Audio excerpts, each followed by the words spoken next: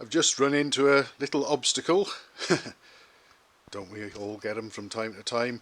I ordered a new chain for the Royal Enfield Constellation because the old one seemed a little bit slack and the adjustment was at full stretch on the rear wheel. So I ordered the correct 100 links chain and set about fitting it, and an easy way to do it, which I often use and probably lots of other people will too, is to sort of just connect your new chain to the old chain, remove the spring link on the sprocket area somewhere, and hook the new chain on, put the link through, pull the old chain out. As the wheel turns, it'll pull the new chain on. Great. And I backed off the rear wheel adjustment and moved the rear wheel right forward. It's right back again now because I've got the old chain back on at the moment, because it turned out, even with the wheel moved right forwards, the new correct 100 link chain wouldn't quite meet up on the rear sprocket close enough for me to fit the joining link. In other words, it was a little bit too short.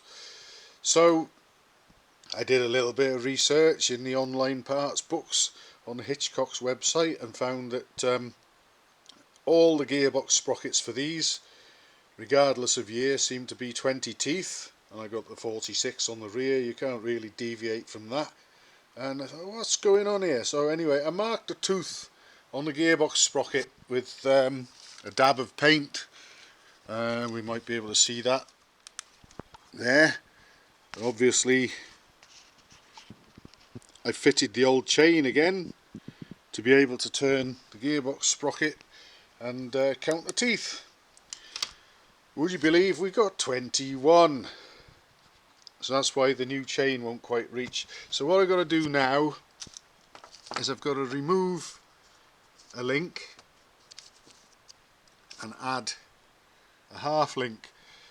So I'm going to do that, and then once that half link's in place, what we'll end up with is a situation where that's the current end of the chain, if you like, or where the end of the chain is currently, and what we'll end up with, we'll have the end there, sort of one roller extra, if you like, which will give me the reach I need for the 21 tooth rear sprocket. Now I can only assume that instead of 100 links, when I end up with 101 in this chain, the chain on there has an even number of links. I haven't counted them, but I can only assume that it must have 102. And where I thought it's been excessively worn, I mean it's quite worn, in that the adjustment for the rear wheel has to go right back in order to just about get reasonable tension. I mean that's a bit too sloppy anyway.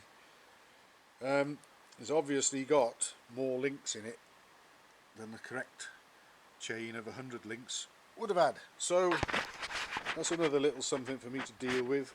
And I've also been having great fun fitting the rev counter clock bracketry and so on, but I'll discuss all that stuff up there in another video. At the moment I'm just going to get on with the chain, get that fitted, and then I'm going to move on to try and continue continue fitting the rev counter. That's the plan anyway, but we'll see how that works out.